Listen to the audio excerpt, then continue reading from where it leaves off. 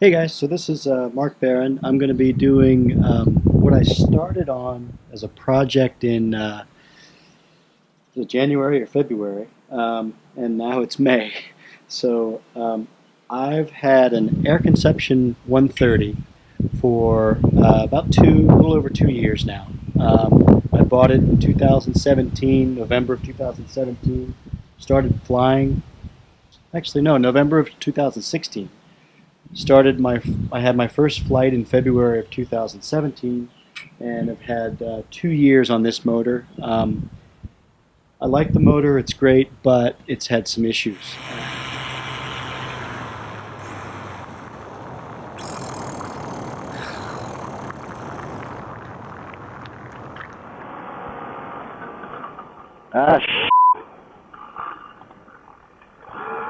Crap. Looks like I'm buying breakfast, guys.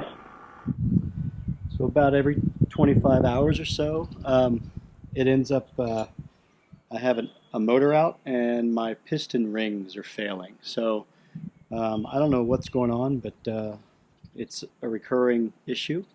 So in January, I decided that I wanted to buy a new motor, and the MY19 really looked reliable.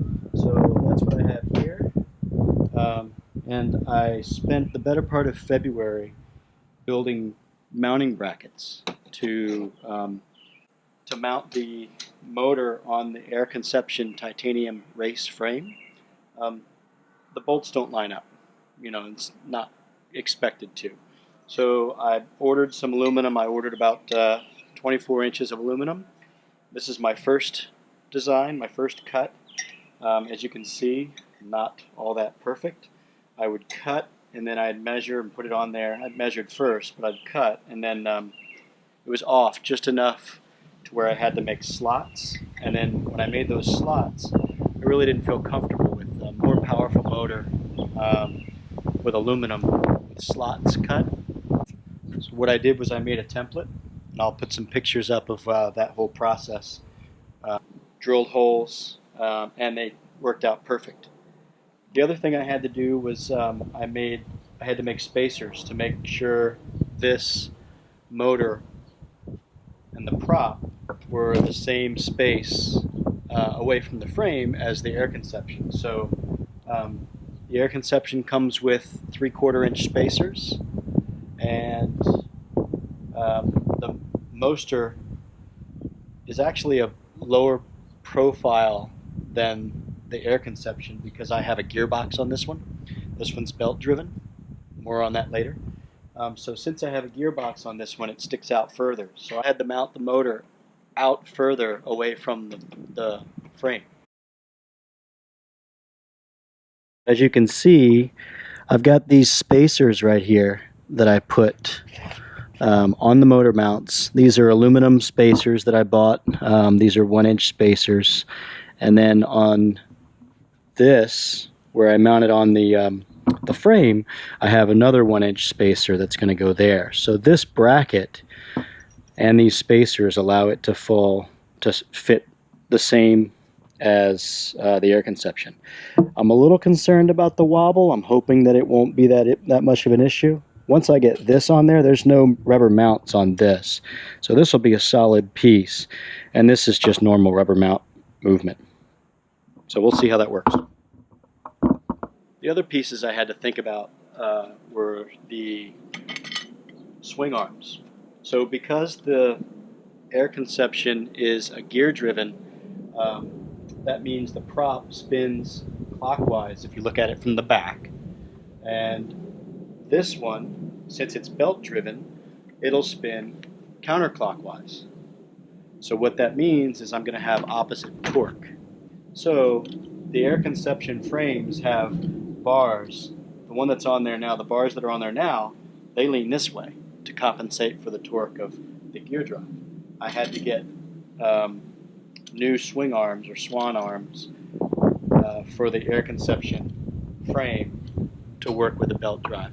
And they have them because the Nitro is belt, the Tornado is belt. There's all kinds of belt drives. I also went ahead and got the upgrade to the Acro while I did it. So we'll be putting those on later on as well. As I was taking this motor off back in February and fitting these plates, what had happened over time is that the bolt that's in the swing arm, I think, bent because it wasn't completely flush.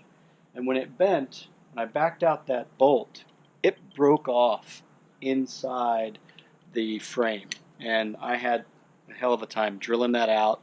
I had to drill it out, re-tap that hole, and after that I put the original arms back on, and it flies fine. I haven't flown this yet because I haven't mounted it on there, so I didn't really know if it was going to work. I didn't have a throttle that I was comfortable with. I didn't have the pull start pulley, and I wanted to go fly, so I put the old motor back on and the old swing arms back on. And I've been flying the old swing arm with the new tapped side, and everything's been fine. So today we're going to swap this motor out, and the spring wing is going on in Campbell Field, and I want to go there and try out this new Moster at that fly-in. So I'm really excited to get this on, so let's go ahead and speed this up to about 10 or 20%, and you guys can see how this works.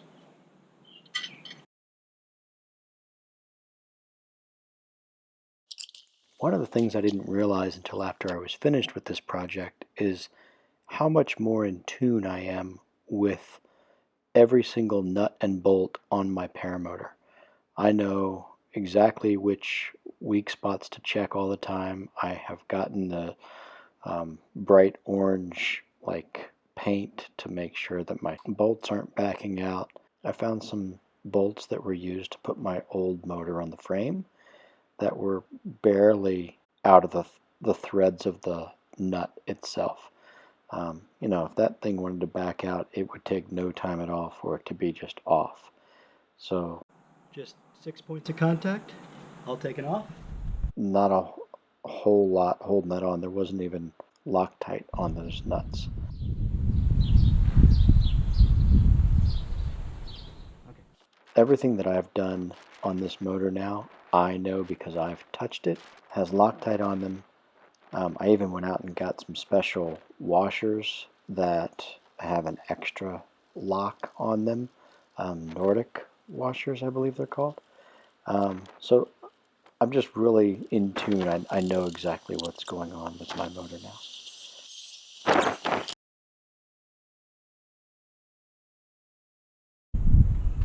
Next, I'm going to put the swing arms on.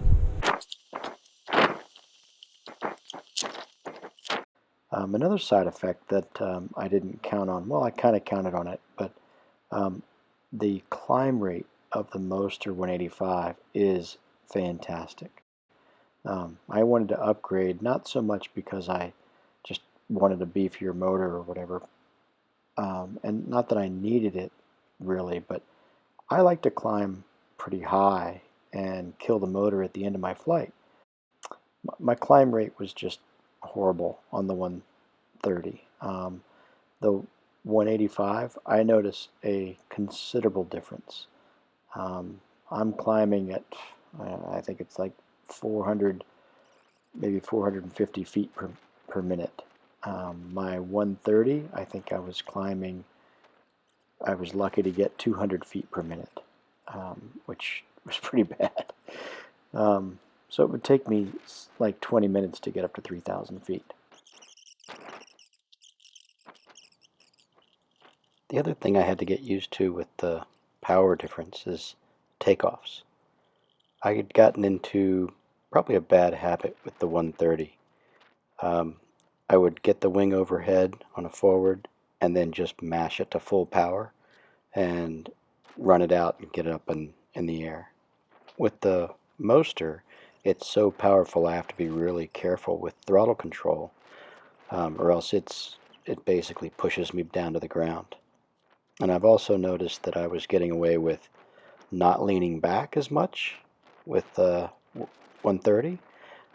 With the Moster, I really have to concentrate on leaning back during my takeoff. So that's an adjustment.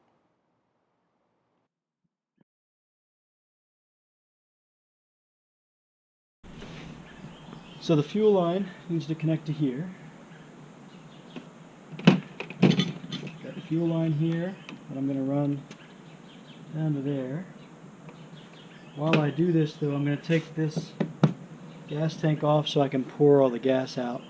So I just bought a new gas can because this is my old gas can and it leaks. The seal on it's really bad. I mean, I can get it to seal, but very convenient today because I have gas in my other gas can. It's not mixed yet, which is another convenience because I have to mix that with Motul oil. And this is Sabre. This is what the air consumption calls for. Motul 710 or 800 is what the Moster calls for.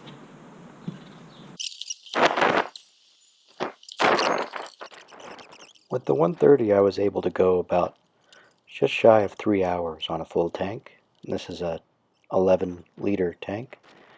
With the 185 I'm only able to go about 2 hours and 20 minutes on a full tank.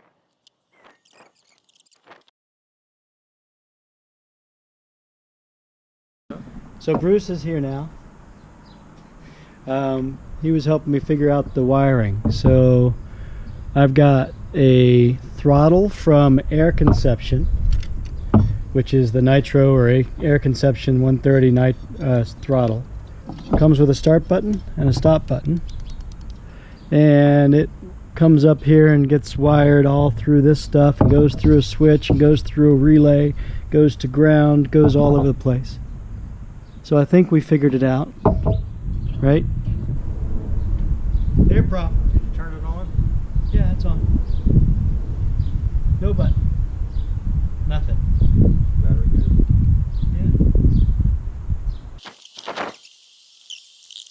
Yeah.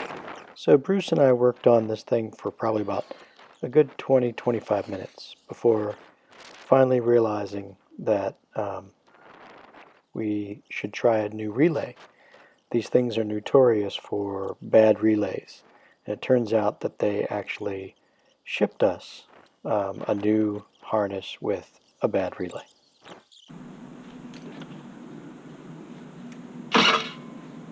Ha! Bad relay. Gave you a bad relay. It might be that. That'd be the fuse. That'd be a fuse, right? Well, let me try that again. Watch out. Oh. Well, total time took me about 4 hours to swap this motor out. That includes swapping the motor itself, swapping the swing arms, doing the throttle and the electrical, the E-start, rerouting the gas lines. So there was a lot involved, and I took my time. You know, I didn't go really fast, and I was learning as I went. So, you know, if you do this a lot, it probably takes less time, but, you know, 4 hours for swapping out the motor, not too bad.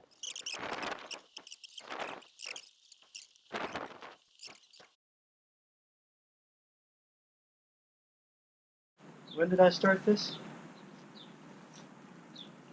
I started this around 1:30 or 2. What time is it now? Talking about months ago. Oh, months ago? Months ago I started in January.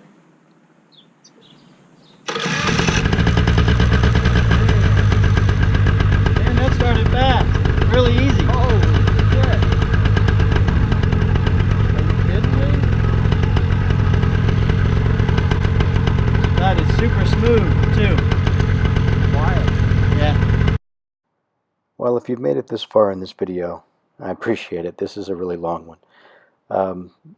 The swap out of this motor was a complete success in my book. I'm really happy with the motor. I've been flying it for about 15 hours now. I've had no problems. I'm really happy with the climb rate. I really like the titanium frame. So if you decide to do this, hopefully this video has been helpful. I did end up going to Campbell Field and got some great flights in. So if you like this video, please hit the subscribe button to see more, and hit the like button, and if you want to be notified of new videos that I post, hit that alarm button or the bell button. Thanks. See ya.